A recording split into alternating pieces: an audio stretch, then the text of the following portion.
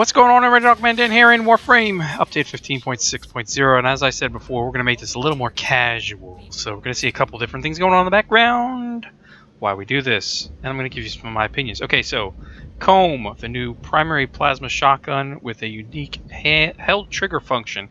For every shot fired in rapid succession, the Comb releases an additional bolt, growing more lethal with every pull the trigger. Okay, so you're going to see me right now using it for the first time here. Inside an infested mission, so we'll just do that for just a couple moments in the background.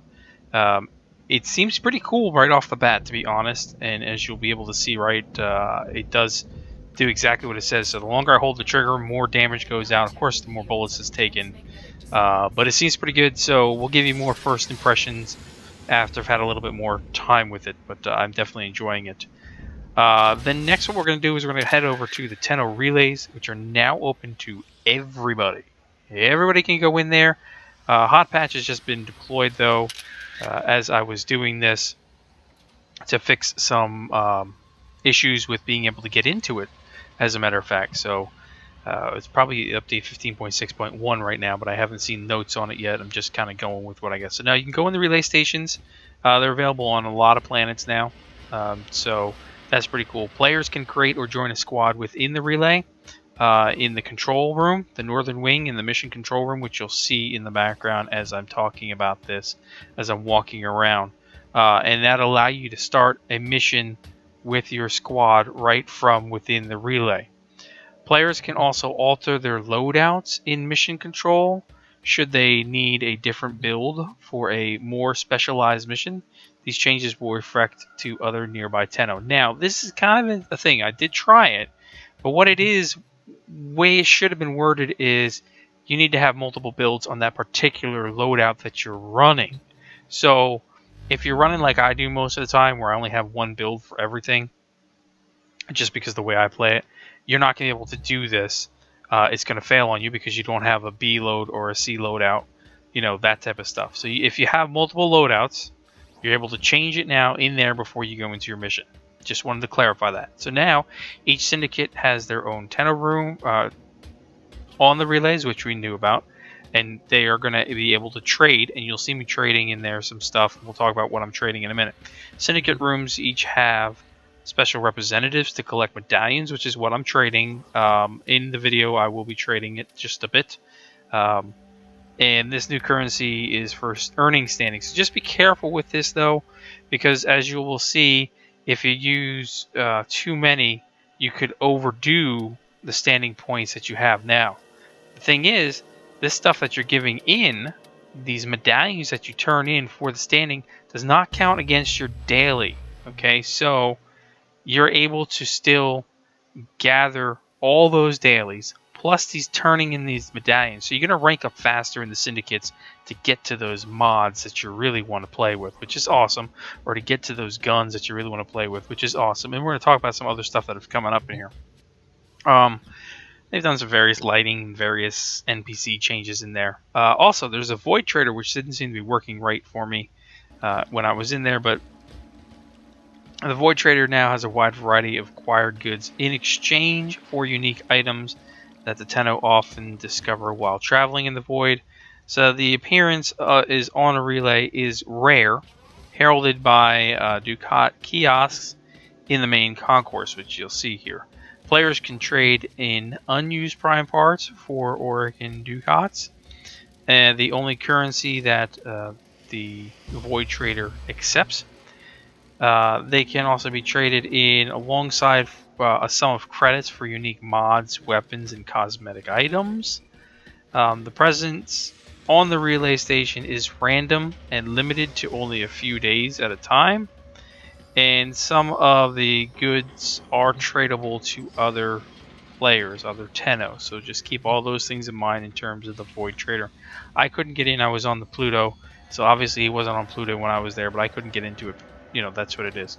Darrow's Market. While exploring the relays, you'll find Darrow's Market someplace in there. Sadly, it's not open for business yet, so just keep up to date on that.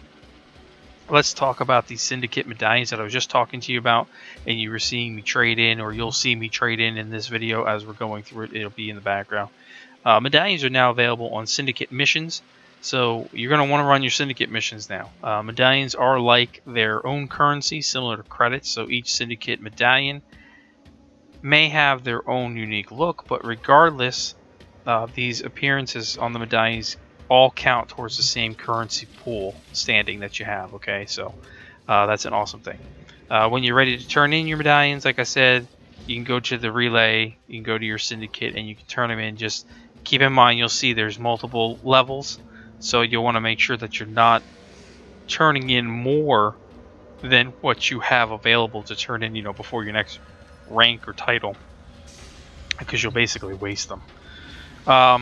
Okay, there's a whole bunch of new Warframe augment mods out there.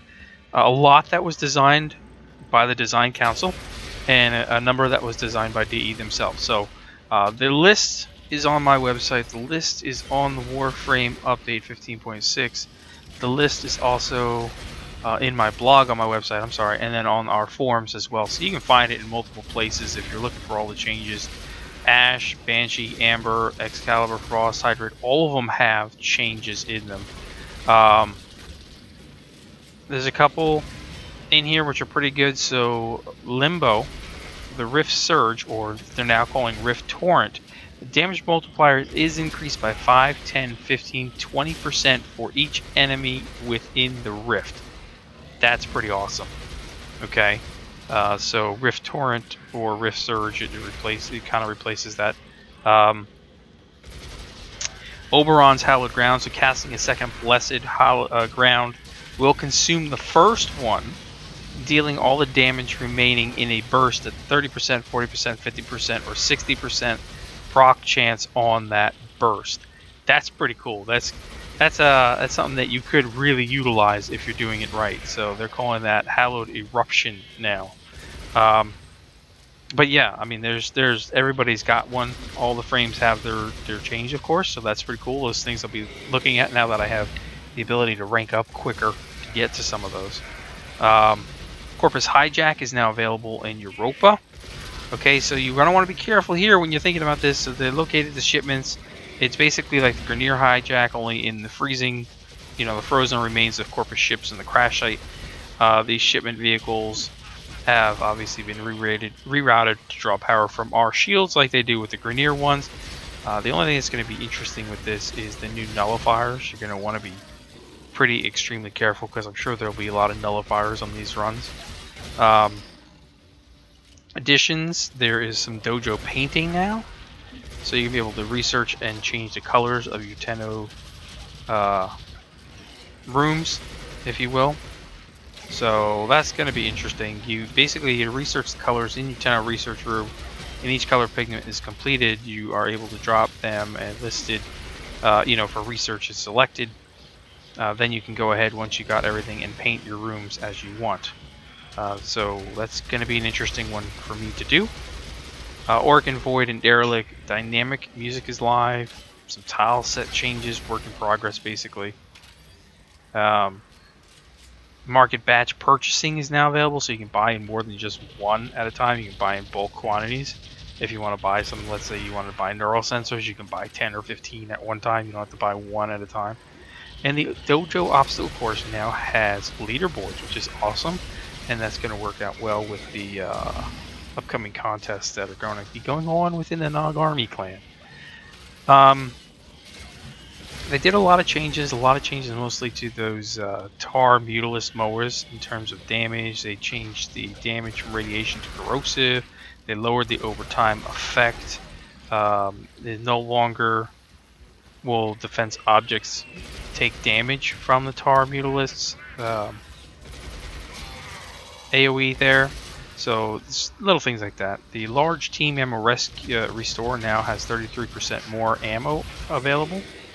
And additional terrain elements in the Organ Void defense have been changed around. Okay. Now then, you're also going to see me right now playing Archwing. Okay, so let's get into Archwing. They made a huge bunch of changes. First, you're going to see the dual Desseron buff. So the latest changes to this will boost on the stats for damage and clip size, as well as fire rate has been changed from a semi-automatic to an automatic. So that is awesome. Just pull the trigger and shoot the crap out of it. Velocity's buff, major buff, so increase the magnetic damage from 500 to 1200. The critical multiplier up to 3 now from 2. There's an innate vacuum for loot pickups within there, so every Archwing now, when you're in there, will default vacuum for loot, making it much easier to not have to worry about trying to find the damn loot all the time. As you fly by it, it'll pop it in there. Archwing interception rewards. They are now exclusive Archwing mods. No other mods will be presented in the reward table in the Archwing interception missions. So when you're in there, you can stay in there and actually get a lot of Archwing mods that you want. So we're playing some of that. Stun lock has been reduced from the enemies. They've buffed critical chance mods, health, shield, and armor mods for the Archwing. But what's really cool is that overall changes no longer carry any Warframes no longer carry any stats over to the Archwing. So all Warframes now perform equally well while in Archwing, and basically to mod it up now, you got to mod it up based off of the different mods that they have, the health, armor, shields, all that stuff.